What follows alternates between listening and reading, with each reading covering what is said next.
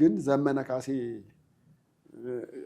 የሚመራው ፋኖ የትኛው ጫካ ላይ ሆኖ ነው በዚህ ልክ አቅም አነሰን አልቻልንም ማስከፈት አልቻልንም ተሸንፈናል እያሉ ነው ጠቅላይ ሚኒስትሩ 80-90% የተፎከረበት ቦታ ነው ግን በዛ ልክ ደግሞ ጠቅላይ ሚኒስትሩ ሄደው ቀብረር ብለው በራችን ለውይይት ክፍት ነው አሉ ስለዚህ ማስከፈት አልቻልንም ተሸንፈናል ስለዚህ አደራድሩኝ ከፋኖ ጋር የሚል ልመናን ያቀርቡት ሙሉ ለሙሉ መንግስት አሸንፎ ቢሆን ኖሮ አካባቢው ሰላም ቀጣና ይሆን እንነጋገር እንወያይ ሲሉ ሌላ የመጣባቸው ስጋት ስላለ ሙሉ ትኩረታቸውን ወደዛ ለማድረግ ይሄኛውን አትሊስት ሆልድ ማድረግ አለባቸው መፍታት እንኳን ባይችሉ ፋኖን ወደ ሰላም መንገድ ማምጣት አንድ ጠቀሜታ ብቻ አይደለም ያለው 4-5 በላይ ጠቀሜታ አለ እኔ ግን 2-3 ብቻ ልንገር አንደኛው ከህወሓት ጋር ያለውን ነገር እዳው ገብስ ነው ብለው እንዲተው ያደርጋቸዋል ምክንያቱም ያንን ካላለፈ አማራ ክልልን አልፎ ካልሆነ በስተቀር ለስልጣናቸው ስጋት ምንም ነገር መሆን አይችልም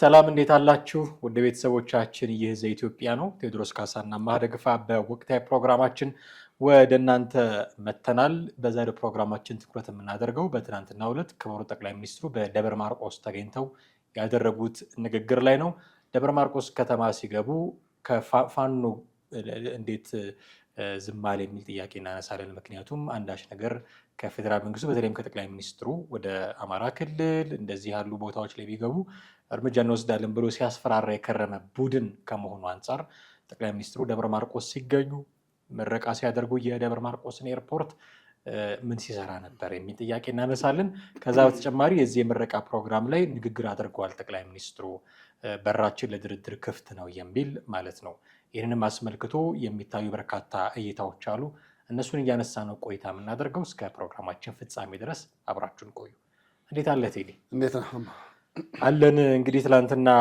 ሐምሌ 5 ቀን ጠቅላይ ሚኒስትሩ ደብረ ማርቆስ ተገኝተው ንጉስ ተክለ ሃይማኖት የተባለውን ኤርፖርት መርቀዋል እና ይሄንን ሲመርቁ ደብረ ማርቆስ ሲገኙ የብዙዎች ጥያቄ ከዚህ በፊትም ተደጋግሞ የሚነሳ ጥያቄ ነው በእርግጥ ጎንደርም ሲሄዱ ጎጃምም ገባ ወጣ ሲሉ ደሴም የትም ሲደርሱ ፋኖ 90% የሀገሪቱን የክልሉን ቦታ ተቆጣጠር ያለው የሚል ነው ጠቅላይ ሚኒስትሩ ከገቡ አይወጡም እያለ የሚዝት ነው እንደዚህ የሚልላቸው መሳይ መኮንን አሜሪካ ቁጭ ብሎ መጥቶላቸዋል እንግዲህ እንደምታደርጉ አድርጉ ብሎ ትእዛዝ የሚሰጠውም እሱ ነው እዛ ሆኖና እንዲህ ያደርጋሉ ተብሎ የሚሰጋ ሆኖ እያለ እሳቸው ግን የፈለጉበት ቦታ ሄደው ይመጣሉ እናያለን ብዙ ጊዜ ድልድይ ይመርቃሉ ከህዝብ ጋር ይሰባሰባሉ ፋሲለደስ ሄደው እንደዚህ ብዙ ነገር አድርገዋል አሁን ደግሞ ደብረ ማርቆስ ሄደው ኤርፖርት መርቀው ነው የተመለሱት ምን ሲሰራ ነበረ ፋኖ 90% ተቆጣጠር ያለው ፋኖ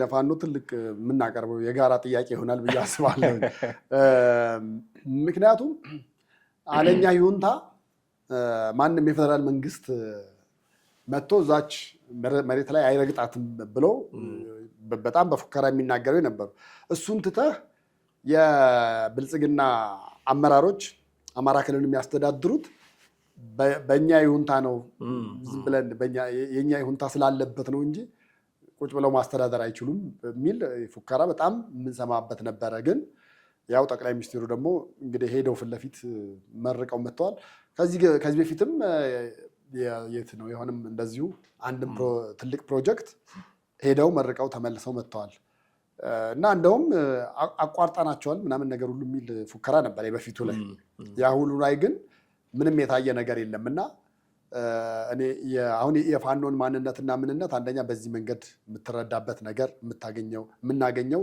የምንይዘው ነገር አለ ብዬ አስባለሁ ሁለተኛ በእርግጥ መንግስት አሁን እኛ ይሄንን ስንል ግን እንደው መላው የአማራ ክልል ሰላም ሆኖ ነው ምናምን ነገር የሚል አቋም አይደለም እኔ በግሌ ያለኝ በግሌ ይሄም ሁላችንም እለት በእለት የምናየው ስለሆነ ሰላም የለም ሰላም በሌለበት ግን ሄደው መጥተዋልና አንደኛ ፋኖ በዚህ ረገድ አካባቢውን መሬቱን የጄን መዳፍን ያህል አቃታለው የሚላት ቦታ ላይ ደግሞ ማርቆስ አካባቢ ደግሞ እንደውም በጣም ብዙ እንደነበሩ ነው ይነገር የነበረው ከማርቆስም የገቡ ወጣቶች ሁሉ እንዳሉ ነው የምትሰማ የነበረውና በዛ ልክ እንደዛ ሲፎከርበት የነበረው ቦታ ላይ ሄደው መርቀው መጥተዋል። ሌላ ሰው ቢመርቅ ኖሮ ፈርተው እንደቀሩት የሚል ስም መኖሩ አይቀርም ነበር።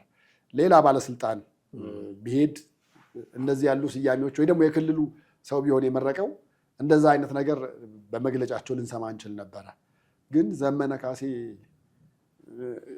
የሚመራው ፋኖ የትኛው ጫካ ላይ ሆኖ ነው በዚህ ልክ? ያውም ኤርፖርት ሲባል እንግዲህ ከተማ ውስጥ አይደለም ይታወቃል። ብዙ ጊዜ ከከተማ ውጭ ነው፣ ወጣ ይላል። ወጣ ካለ ደግሞ ወጣ ያለውን አካባቢ ይዘነዋል፣ እናውቀዋለን ነው። 80-90% የተፎከረበት ቦታ ነው። ግን በዛ ልክ ደግሞ ጠቅላይ ሚኒስትሩ ሄደው ቀብረር ብለው ከመርቀው ከዛ በኋላ የሚሉት 10% ላይ ብቻ እንደዛ ካልተባለ በስተቀር 90%ን ተቆጣጠር ያለው ካልክ እንግዲህ እንደፈለጉ የሚወጡ የሚገቡበት ክልል አላደርገውም እያልክ ነው ማለት ነው። ግን ብዙ ጥያቄዎች እንዲነሳ የፋኖ የሚሰጣቸው መረጃዎች ላይ ጥያቄ እንድታነሳ የሚያደርግ ነው። ጠቅላይ ሚኒስትሩ ንግግር አድርገዋል። ይህንን ምረቃ ባደረጉበት ወቅት የአውሮፕላን ጉዞን አንስተዋል። የሎንችና እንደውም ከክልሉ እንትን ጋርም አያይዘው ነው ካለው ሁኔታ ጋር በግጥም አድርገው አነሱና እንግዲህ የአውሮፕላኑ ተፈቷል፣ ከመድረክ ኦልሬዲ ተፈቷል። የምድሩን ግን አብረን መስራት አለብን፣ የምድሩን የሎንችናውን መንገድ አብረን ማስከፈት አለብን የሚል በመኪና የተዘጋውን እናስከፍተው አብረን የሚል ንግግር አነሱ። ይህንን መናገራቸው አቅም አነሰን፣ አልቻልንም፣ ማስከፈት አልቻልንም፣ ተሸንፈናል እያሉ ነው ጠቅላይ ሚኒስትሩ እያሉ እየተረጎሙባቸው ነው ብዙ ሰዎች። ምክንያቱም እንደምታውቀው መንገድ የዘጋው ፋኖ ነው። ተዘግቶ ከሆነ መንገድ የዘጋው እንግዲህ ጠቅላይ ሚኒስትሩ አረጋግጠውልናል። የየብሱን አብረን እናስከፍት ብለዋል ማለት ነው። ስለዚህ ፋኖ ነው የዘጋው። አልቻልንም፣ ማስከፈት አልቻልንም፣ ተሸንፈናል እያሉ ነው ጠቅላይ ሚኒስትሩ በሚል እየተተረጎመባቸው ነው ያለው። እንደዛ ብሎ ማሰብ ይቻላል። ፋኖ አሸንፏቸዋል። እኔ እዚህ ላይ 50-50 ነው ልልህ የምችለው። ተሸንፏልም አልተሸነፉም የሚለውን ነገር ለምን መሰለ፣ ሙሉ ለሙሉ መንግስት አሸንፎ ቢሆን ኖሮ አካባቢው የሰላም ቀጣና ይሆን ነበር። ሙሉ ለሙሉ አሸንፏል። ሙሉ ለሙሉ ተሸንፏል እንዳትል ደግሞ አሁን ባለው ሁኔታ ከባህር ዳር አዲስ አበባ የሚንቀሳቀሱ ተሽከርካሪዎች በሙሉ በአጃቢ እየሄዱ ነው በተመሳሳይ ሰዓት ላይ። በቃ ፋኖ እኮ ሙሉ ግዛቱን ይዤዋለሁ ተቆጣጥሬዋለሁ የአካባቢ ላይ በእኔ ይሁንታ ነው ከፈለግኩም የሚሄዱትም የማይሄዱትም ብሎ ካለ በታጣቂ እጀባ የሚሄዱትን ለምንድን ነው መቆጣጠር ያቃተው? ለምንድን ነው መቆጣጠር ያልቻለው? አየህ፣ ወንድነቱንም አንዳንዴ በዛ ልክ ልትለካው ትችላለህ። ወይ ደግሞ ይሄ የሚፎከረው ፉከራ የሚነገረው ንግርት እዛ ጋር ሰርቷል ያልሰራም። ለዛ ነው 50-50 ነው የምልህ። መንግስት ታጣቂ እየላከ እያለፈው ያለበት ሁኔታ አለ። ነገር ግን ያለ ታጣቂ ቢኬድ ደግሞ የመንግስትን አሸናፊነት ወይ ደግሞ መንግስት አካባቢውን በደንብ ተቆጣጥሮታል ማለት ነው የሚለውን ታዲያ ሙሉ ለሙሉ ተዘግቶ ቢሆን ደግሞ አይ ፋኖ እሱ ነው የዘጋው ሲፈልግ የከፈተው ብለህ ትላለህ። አሁን ግን ትራንስፖርቱ ሙሉ ለሙሉ አልተቋረጠም። በአጃቢ እየተሄደ ግን በአጃቢ መካሄድ አልነበረበትም። ሰላም ያለመሆኑ ማሳያ ነው። ሰላም ያለመሆኑ ማሳያ ነው። እንደገና የምትሄድና የምትወጣበት ደግሞ ሰዓቱን በጣም ተጠንቅቀህ ነው ነው እንጂ ዝም ብለህ በማንኛውም ሰዓት መሄድም አትችልም። መኪናዎች ተከታትለው ነው የሚሄዱት። በርካታ መኪና ተከታትለው ነው። ጠዋትና ማታ ላይ አሉ ሰዓት የተሰጠ በዛ ሰዓት ነው የምትሄደው። ስለዚህ መንግስት በተወሰነ መንገድ ተነጥቋል። በተወሰነ መንገድ ደግሞ በኃይልም ቢሆን በተወሰነ ሰዓትም ቢሆን በእጀባም ቢሆን እየተሄደ ነው ያለው። ለዛ ነው እኔ ያው የሆነ ኩምሳ ኩምሴ ነው የሚባለው በስዋሂሊ እንደዛ ይባል የ50-50 አይነት ነገር እንደዛ ነው ብዬ ነው የምልህ እንጂ ሙሉ ለሙሉ የመሸነፍም የማሸነፍም ምልክት ነው ብዬ አለንም። ግን ያው ሁለቱም የቻሉት አለ፣ ሁለቱም ያልቻሉት ደግሞ ነገር አለ። በዛ ብያዝ ጥሩ ነው። አብይ እንደውም አደራድሩኝ አለ የሚል ንግግርም ጭምር ነው አንዳንዶቹ የጠቅላይ ሚኒስትሩ ንግግር ሲተረጉሙት የሰማ ነው። ምክንያቱም በራችን ለውይይት ክፍት ነው የሚል ንግግር ማስከተላቸው ማለት ነው። መጀመሪያ የየብሱን ጉዞ ተዘግቷል ማስከፈት አለብን አሉ።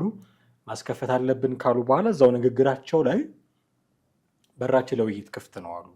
ስለዚህ ማስከፈት አልቻልንም፣ ተሸንፈናል፣ ስለዚህ አደራድሩኝ ከፋኖ ጋር የሚል ልመና ነው ያቀረቡት፣ ተማጽኖ ነው ያቀረቡት። በቻይንኛ እንደምታውቀው ኤቭሪ እንትን ይተረጎማል። ልክ ለምሳሌ ኦሉሴጉን ኦባሳንጆ መቀሌ ሲሄዱ መንግስት አሸማግሉኝ ብሎ ነው የላካቸው ተብሎ እንደተወራው ማለት ነው።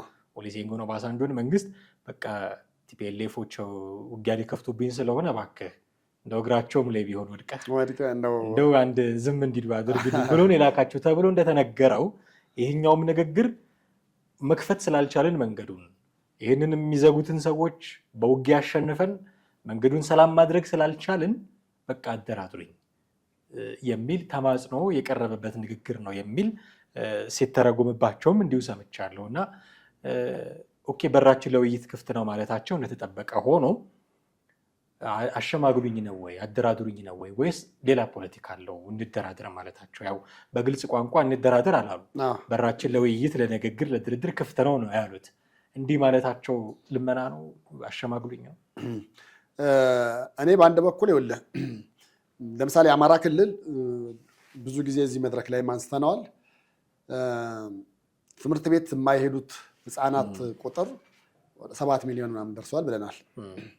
ይሄ ነገር በዚሁ ከቀጠለ ድርድሩ ቀርቶ ነው የምልህ። በዚሁ ሲዝን እየሄደ ከሆነ አማራ ክልል በቀጣይ ምንድን ነው ሊሆን የሚችለው? አዲስ አበባ እንደዚህ ሞልታ የተረፈችው እንደዚህ ሞልታ መቆሚያ መቀመጫ ጠፍቶባት ባስ ውስጥ በር በግድ በር እንደምዘጋው አይነት አኗኗር አዲስ አበባ ውስጥ እንዲመጣ አንደኛው ተጽዕኖ እኮ አማራ ክልል ያለው ጦርነት ነው። ምንም ጥያቄ የለውም። አብላጫው ህዝብ ወደዚህ መጥቷል። አንዳንዶቹ እንደውም ልንመጣ ብለን በቃ አዲስ አበባ ሞልታ ተረፈች ፈሰሰ ወደ 44 ታይም ወይ በፊት ከነበሩት የአዲስ አበባ ድንበሮች ግዛቶች ወጥተው ያን ያክል አታዩም ወይ ምናምን የሚል ከዛው አካባቢ የሆኑ ወጣቶች ራሱ ትሰማለህ።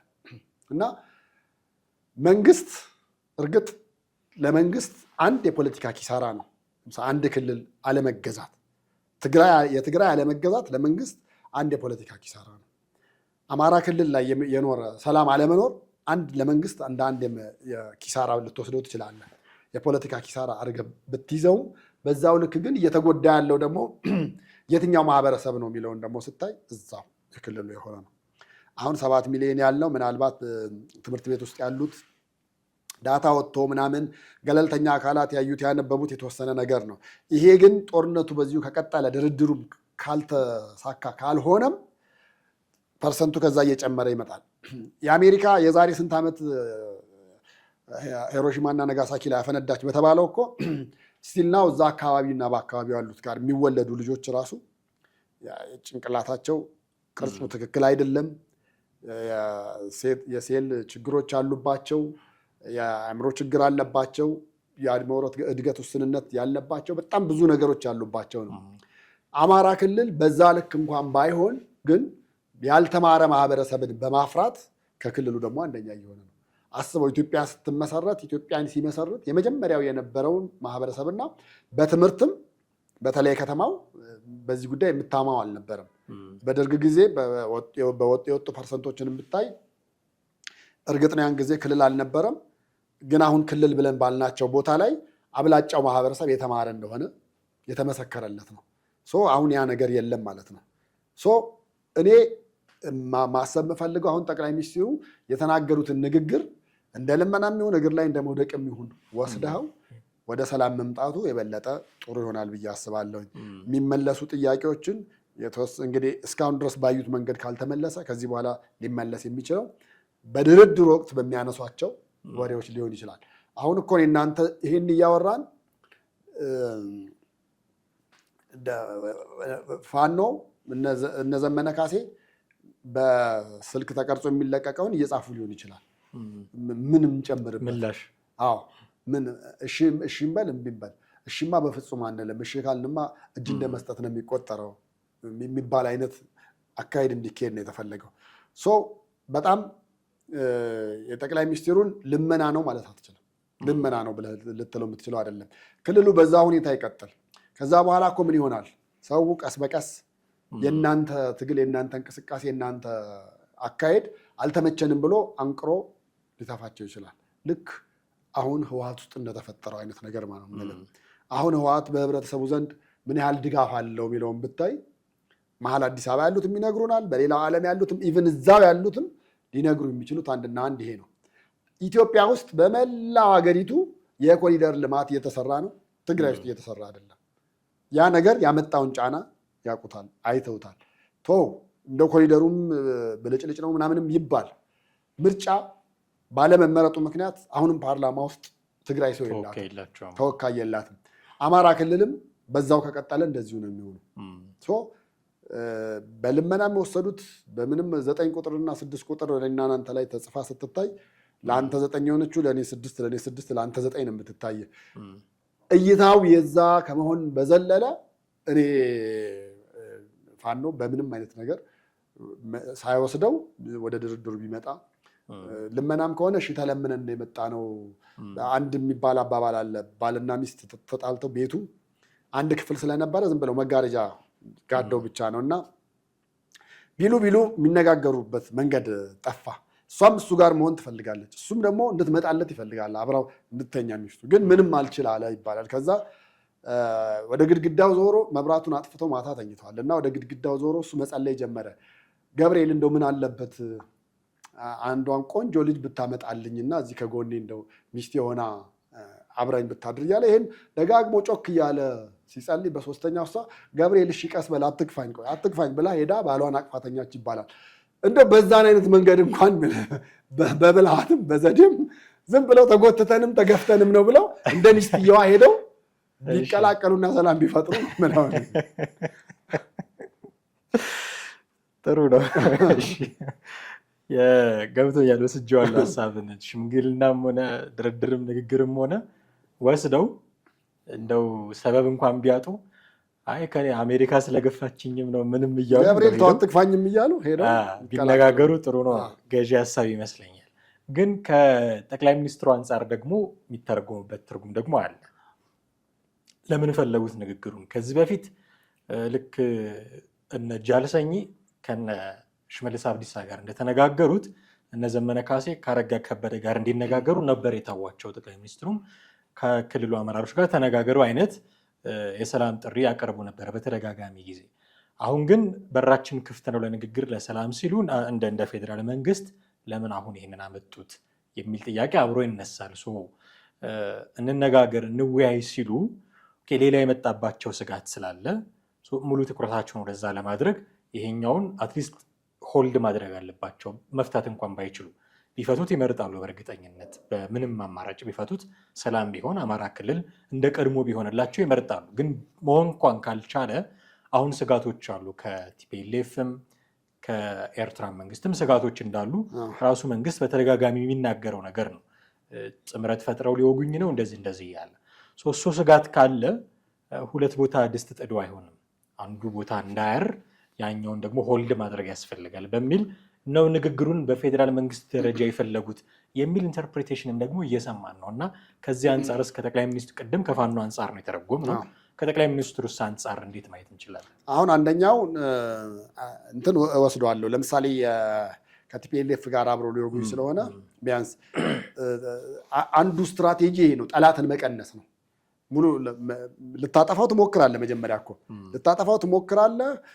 በምንም ትሞክራለህ። ካልሆነ ደግሞ ምን ታደርገዋለህ? ወዳጅ አድርገህ ታመጣዋለህ። ጠላትን የመቀነስ አንደኛው ስትራቴጂ ሊሆን ይችላል። አማራ ክልል ያለውን ነገር በእርቅም በድርድርም ቅድም እንዳልነውም በግፊት መተው ወደ ሰላሙ ከመጣ በነገራችን ላይ ፋኖን ወደ ሰላም መንገድ ማምጣት አንድ ጠቀሜታ ብቻ አይደለም ያለው፣ 4-5 በላይ ጠቀሜታ አለ። እኔ ግን 2-3 ብቻ ልንገር። አንደኛው ከህወሓት ጋር ያለውን ነገር እዳው ገብስ ነው ብለው እንዲተዉ ያደርጋቸዋል። ምክንያቱም ያንን ካላለፈ አማራ ክልልን አልፎ ካልሆነ በስተቀር ለስልጣናቸው ስጋት ምንም ነገር መሆን አይችልም።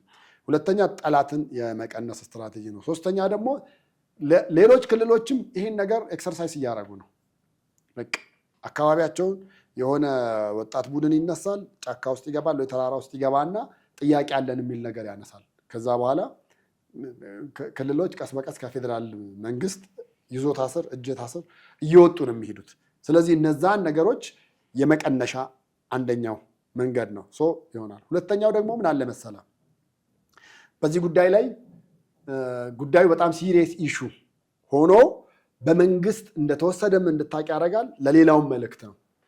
አሁን እኮ ብዙ ጊዜ ጠቅላይ ሚኒስትሩ ሌላ ክልሎች እንደዚህ ይሄ አሁን እኔ ቢግ ፕሮጀክት ብዬ አላስበውም። በነገራችን ላይ አንድ የፕሌን ምናምን እንትን ማለቱ ኖ በቃ ሌሎች ኦሮሚያ ክልሎች እኮ እንዳለ ገብቷል። በቃ የትንንሽ ፕሌኖች ናቸው የሚሄዱት። ነቲንግ ያን መሀል ቢግ ዲል መታየት መቻል አለበት ብዬ አላስብም። ግን ቢግ ዲሉ የሚሆነው ምኑ መሰለ?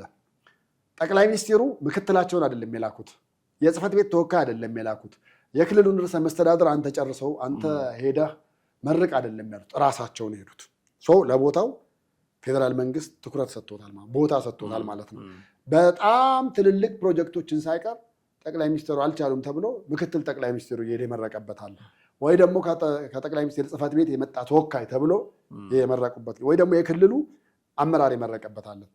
ይሄ መንግስት ቦታ የሰጠው ነገር ስለሆነ ነው ፌዴራል መንግስት የፈለገው ነገር አንደኛ። ሁለተኛ ደግሞ የምትናገረውን ንግግር በዛው በቦታው ላይ ትክክለኛ በቦታው ላይ መሆን መቻል አለበት። ታይሚንጉም እንትን እሳቸው ሄደው ነው በቦታው ሄደው በንግግራቸው እርቅ እንደሚፈልጉ የተናገሩት።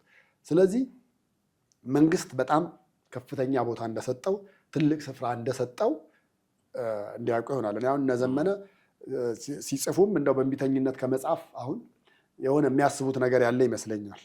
ይሄን እድል ከዚህ በኋላ እናገኘዋለን አናገኘውም የሚለውን ነገር ጭንቅላታቸው ውስጥ ያለ ቢኮዝ የፌዴራል መንግስት ራሱ መጥቶ በፊት እኮ በክልሉ ርዕሰ መስተዳድር ነበር አይደል እንዴ በናረጋ ዋይ ለምን እንደዛ የሰላም ካውንስልም ነበረ። ያልተሞከረ መንገድ የለም። ብዙ ነገር ተሞክሯል። እንደውም አንዴ ደግሞ ሊያስማሙ የሄዱትን ራሱ ይዘው እስከ ማንበርከክ ምናምንና ብልጽግና ልኳችሁ ነው እስከ መባል ደረጃ ሁሉ ነበር። አየህ እነዛ ሁሉ ስቴፖች አልፎ ነው አሁን እዚህኛው ጋር የመጣው።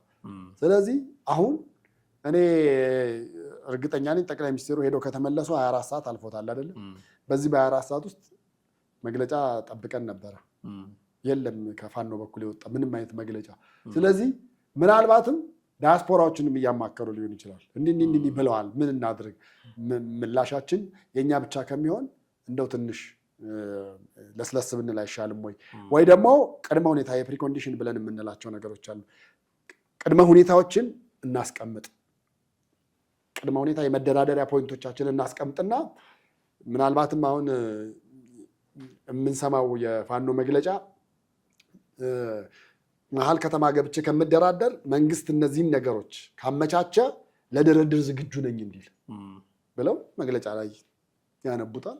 ከዛ እንግዲህ ወይ ዛሬ ወደ ከሰዓት ወደ ማታ አካባቢ ምን ሰማ ይሆናል። ስጋትስ ሊሆን አይችልም? ለምሳሌ ልክ ጠቅላይ ሚኒስትሩ ይሄንን እንዳሉ ወጥተው አቋማቸውን ቢገልጹ ሁለት ነው የሚሆነው አቋማቸው። ወይ እንደራደራለን ነው የጠቅላይ ሚኒስትሩን ጥሪ ተቀብለናል ነው፣ ወይ እንደ ድሯቸው ከብድ ጋር እንደራደርም ነው የሚሉት። ከሁለቱ ውጭ አይሆንም። ጥያቄው ግልጽ ስለሆነ ሶስተኛው በቅድመ ሁኔታ ኦኬ፣ በቅድመ ሁኔታም ቢሆን እንደራደራለን። ያው ጊዜው ነው የሚለያየው። ቅድመ ሁኔታ ማስቀመጥ ምናምን ያው እንደራደራለን ነው እሱን ነው የሚወስደው። አሁን ያለው አልጎሪዝም እንደራደራለን የምትለው ነው። ቅድመ ሁኔታው እዛ ነው የሚቀመጠው። ስለዚህ ሁለት ነው አማራጩ ማለት ነው። ወይ እሺ ብሎ ለውይይት ጥሪው በጎ ምላሽ መስጠት ነው፣ ወይ አይደለም ነው። ኦኬ፣ አሁን ይሄ ሲደረግ ወዲያው ወጥተው ሲናገሩ የቆዩበት ምናልባት ምክንያቱ ይሄ ሊሆን ይችላል ብዬ ነው።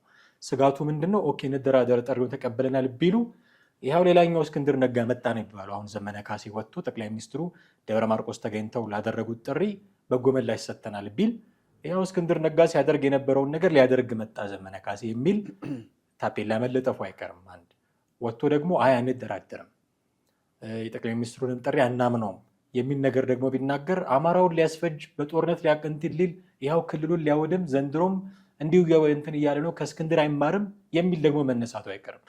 ይህንን ፍራቻ ይመስለኛል የዘገዩት። ምክንያቱም ሁሉም ነገሮች ላይ ደጋፊም ተቃዋሚ ማለት ስለ ቲፒኤልኤፍ ሲወራ አብራችሁ ስሩ ብሎ የሚያበረታታ አለ፣ የለም ከእሱ ጋር መስራት የለበትም ብሎ ደግሞ እንደገና የሚያጣጥልም አለ። ስለ ወልቃይትም ሲነሳ፣ ስለ አንድነትም ሲነሳ፣ ስለ ሁሉም ነገር ሲነሳ ደጋፊም ተቃዋሚም አለና የሰለቻቸው ሁሉ ይመስለኛል። አሁን ይሄ ደግሞ ትልቅ ጉዳይ ነው። ለጠቅላይ ሚኒስትሩ መልስ የመስጠት ጉዳይ ነው። ጠቅላይ ሚኒስትሩ የሀገሪቱ ቁንጮ ባለስልጣን ናቸው። ስለዚህ በጣም ትልቅ ጉዳይ ነው። ለዚህ ቶሎ ብሎ ምላሽ ቢሰጡ የሚመጣባቸውን ትችት እና የሚመጣው ድጋፍ ሌላ ኪዮስ። አሁን ከዚህ በፊት በነበረው ፕሮግራማችን ጎንደሮች ራሳቸውን ያገለለ አይነት መግለጫ ወጡ፣ አንድነት ፈጠርን እንደተባለው ይኸው በቃ በዚህ በጠቅላይ ሚኒስትሩ ንግግር ምክንያት ፋኖ እንደገና ተበታተነ የሚል ደግሞ ሌላ ፕሮፓጋንዳ መምጣቱም አይቀርም። ይህንን ስጋት ይህንን ፍራቻ ሊሆን አይችልም። እኛ ባንለው ጠቅላይ ሚኒስትሩ ባይናገሩት ፋኖ እኮ በራሱ ጊዜ ተበታትኖ ነው ያለው እንጂ አሁን የጎጃሙ፣ የወሎው፣ የሸዋው፣ የጎንደሩ አንድ ላይ ነው ብለን ማለት እንችላለን? በአንድ እዝ ስር ነው ማለት ትችላለህ? ተናበው ነው የሚሰሩት ማለት ትችላለህ? አይደለም። ሁሉም ሚዲያ ላይ ግን አንድ ናቸው። ሚዲያ ላይ እሱን መጠበቅ ይፈልጋሉ። ሚዲያ ላይና ስሙ አብሮ ነው ወይ እህት ፓርቲ ተብለው በፊት ይነገርና አጋር ፓርቲ ነው ምናምን ነገር አጋር ናቸው። በዛ መንገድ ቢገልጹ በአንድ በኩል ይለይ ነበር ነው የምልህ። አሁን ይሄ እነሱ አንድ ነን ብለው ሚዲያ ላይ እንደሚናገሩት እውነት አንድ ሆነው ከሆነ አይ ቲንክ የአራቱም የአምስቱም ተሰባስበው ቁጭ ብለው አውርተው ማስታወሻ አጀንዳ ይዘው በዚህ ነገሮች ላይ እንዲህ ከተደረገ እንስማማለን፣ እንዲህ ካልሆነ አንስማማም የሚል አጀንዳቸውን ይልካሉ። ከዛ በኋላ በሚስማሙበት መንገድ ሊሄዱ ይችላሉ። አለዛ ግን እንቅልፍ ተፈርቶ ሳይተኛ ህርምል ተፈርቶ ሳይተኛ አይታደርም እንደሚባለው አይነን አፍጠህ ልተኛ አትችልም። አሁን ቆይ ምንድን ነው ዘመነ ካሴ ከዚህ በኋላ ዓለም በቃኝ ብሎ ገዳም ቢገባ አይ ሊሰልል ነው የመጣው ይሄ ልጅ እውነት ዓለም በቅተው አይደለም ስልጣንም ይፈልጋል ምናምን እኮ እንደዛ ብለን ልናስብ ነው ማለት ነው። ሰው አይለወጥም ብለን መባሉ አይቀርም። በቃ ነገ ጧት ቀሚሱን ለብሶ ደግሞ ወጥቶ ሌላ ነገር ሊያደርግ ነው መነኩሴ የሆኑ ብለህ ዝም ብለህ እንደዚህ እየተረጎምን ልንሄድ ነው። እንደዛ ከሆነ ትርጉሙ ማለቂያ የለውም። ምስካንም ፍጻሜ ድረስ ዝም ብለን እየተረጎም ነው ልንሄድ የምንችለው። ስለዚህ እኔ አራቱ አንድ ሆነው ተገናኝተው በሚገናኙበት መስመር ተገናኝተው ቅድመ ሁኔታቸውን አቅርበው ወደ ሰላም መንገዱ ቢመጡ የበለጠ አሪፍ ነው። አንዳንዶቹ አሁን የዲያስፖራዎቹ ለምሳሌ የፕሌን ማረፊያው መመረቁን እንደ እንትን ነው እንደ መደለያ አይነት ነገር አድርገው የወሰዱት አሉ። በቃ መንግስት እንደ መደለያ እየተጠቀመበት አይነት ነገር ነው እንጂ ምንም አይደል፣ ምንም ያገኘነው ነገር የለም ነው። በሌላም በኩል ግን የክልሉም ህዝቡን እኮ ትልቅ መረሳት የሌለበት ደግሞ ትልቁ ህዝቡ ነው። እየተጠቀመ አይደለም፣ እየተጎዳ ነው። አሁን ጦርነት ውስጥ ካለበት ጊዜ ጀምሮ በመኪና መሄድ አልተቻለም፣ በፕሌን ነው። በፕሌን ለመሄድ ደግሞ ዋጋው እጥፍ ነው። አዎ ይሄን ያህል ጊዜ ቆይታችሁ የፈየዳችሁልን ነገር የለም። በቃ ሰላም አውርዱ፣ እኛም ጦርነት ምንም አንፈልግም፣ ምንም አንልም፣ ግን መንገዱ ብቻ ሰላም ይሁንልን የየብሱ የሚለውን ጥያቄም ህዝቡ ሊያነሳ ይችላል እኮ። በቃ ዞራችሁ እስካሁን የጦርነት አዙሪት ውስጥ ናችሁ፣ ግን ምንም ለውጥ አላመጣችሁም፣ አንፈልጋችሁም የሚል ደግሞ ሊመጣ ይችላል። አስገድደህ በጠመንጃ ይዘው ለረጅም ጊዜ ልትቆይ አትችልም። ለአጭር ጊዜ ግን አስገድደህ ህዝቡን እንዲህ ነው በል ምናምን ብለህ ልትል ትችላለህ። ልክ የዛኔ ምርጫ ማንም እንዳይወጣ ማንም እንዳይመርጥ መኪና እንዳይንቀሳቀስ ምናምን ነገር ብለው ጫካ ውስጥ ሆነው እንደዛ ይናገራሉ። ከዛ በኋላ ደግሞ ከዛሬ ጀምሮ ነፃ አድርገነዋል ውጡ አይነት ነገር አለ። ያ በአብላጫው እየጎዳ ያለው ህዝቡን ነው። ታጋይ ተብሎ የገባውንም ጭምር የሚጎዳበት ነገር አለ። ምክንያቱም የሚለበስ የለም፣ የሚጠጣ የምትበላው ነገር የለም። ማህበረሰቡን እያስገደድክ ነው። አሁን ደግሞ በቀደምም ሲናገሩ ሰምተሃል። ያው ጠቅላይ ሚኒስትሩም ተናግረውታል ፓርላማ ላይ በቃ ልብስ ላይ ተባይ እንትን እያለ ነው ሄደህ የምትለው። አሁን የእሱ ጊዜ አብቅቷል። ጫወታው በድሮን ሆኗል። አሜሪካና ኢራን እኮ ቅልጥ ያለ ጦርነት ላይ ናቸዋል። እግረኛ ጦር አይተህ ታውቃለህ? የለም። በቃ አሁን ጫወታ ድሮን ነው፣ ቴክኖሎጂ ነው። ምሽግ ውስጥ ተደብቀህ ምናምን ነገር ይሄ ልብስ ተባይ እስኪያወጣ ምናምን የምታደርግበት ጊዜ አይደለም። ያ አብቅቷል። በቃ ይሄኛውንም ነገር ማወቅም ማሰብም እና ወደ ቀልባቸው ተመልሰው ተነጋግረው ወደዚህ መምጣቱ ጥሩ ነው ብዬ ነው የማስበው። ያመሰግናለሁ። ጥሩ ምክር ሀሳብ ይመስለኛል ቴዲ። ውድ ቤተሰቦቻችን እናንተም ከኛ ጋር ስለነበራችሁ፣ ስለተከታተላችሁን፣ ስለ አብሮነታችሁ በሙሉ እጅግ አድርገን እናመሰግናለን። ቴዎድሮስ ካሳና አማረ ገፋ ነበርን። የዛሬው ፕሮግራማችንን እዚህ ላይ ያበቃን። በሚቀጥለው በሌላ ርዕሰ ጉዳይ እንጠብቃችኋለን። ሀሳብ፣ አስተያየት፣ ጥያቄዎቻችሁን በተለመደው መንገድ አድርሱን። ጤና ይስጥልን።